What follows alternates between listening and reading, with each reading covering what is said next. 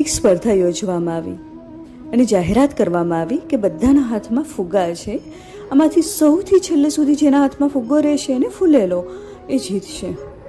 બધાએ પોતાનો ફુગ્ગો ઊંચો રાખ્યો અને બીજાના ફુગ્ગાને ફોડવા માટે પ્રયત્ન કરવા માંડ્યા.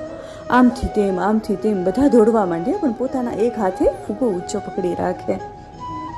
થોડી વાર થઈ ત્યાં બધા જ ફુગ્ગા ફૂટી ગયા. બધા શાંત થઈ ગયા અને ઊભા રહી ગયા, કારણ કે કોઈ જીત્યું નહોતું ને. ત્યારે અનાઉન્સર ખૂબ હસ્યો અને બોલ્યો, આપણા માણસની આ જ ભૂલ છે. મેં એવી જાહેરાત કરી હતી કે જેના હાથમાં ફુગ્ગો છેક સુધી ફૂલેલો રહે એ જીતે.